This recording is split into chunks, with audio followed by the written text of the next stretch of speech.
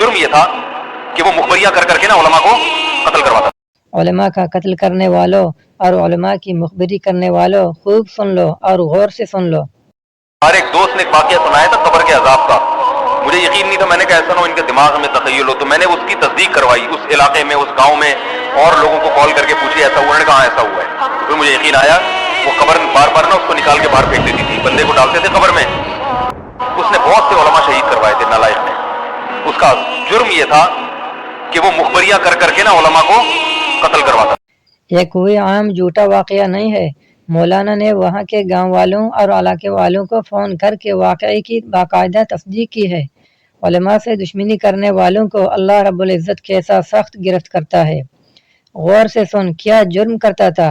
उलमा का मुखबरियाँ करता था और उलमा को कत्ल करवाता था। उसके वालिद मेरे पास आए, हम लोग के पास आए। उन्होंने कहा कि भाई मैं जब सुबह जाता हूँ तो मेरे बच्चे की जो लाश है ना वो कब्र से बाहर पड़ी हुई होती है। तो वो साहब मुझे बता रहे थे कि अगले दिन वो चीखते हुए आए हैं, चीखते हुए। बाप और भाई जो है ना, कह रहे हमने रात को मंजर देखा कि पहले हमें रात जब अंधेरा हुआ है ना तो कब्र के अंदर से चीखने की आवाज आई, और हमारे सामने कब्र खुली है तो हमने उस लड़के को देखा कि आग जल रही है उसकी लाश पे, और वो ऐसे ऐसे अपने सर को पीट रहा है। कह रहे हम तो खौफ की वजह से बेहोश हो गए, हमें नहीं पता उसके बाद क्या हुआ। होश में आया तो वो लाश बाहर पड़ी।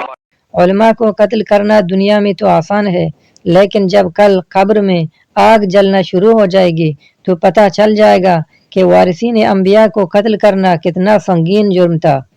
आम तौर पर कब्र के अजाब को अल्लाह ताला ने दुनिया वालों की नज़र से पोशीदा रखा है, लेकिन अल्लाह रब्बुल इज़्ज़त इबरत के लिए कभी कभी दुनिया वालों को दिखा भी देता है। तो अल्लाह ताला ने यहाँ दुनिया वालों को दिखा दिया कि जो लोग उलमा को कत्ल करते हैं वो उलमा जो वारिसीन अंबिया हैं और उलमा से दुश्मनी रखते हैं, तो इनका अंजाम यही है कि इनके नापाक जिस्म को अल्लाह की पाक ज़मीन कबूल नहीं करती, और यही अंजाम है उनका कि कब्र में इनका नापाक जिस्म जल जाए और ये वहशतनाक मंजर दुनिया वालों को दिख जाए।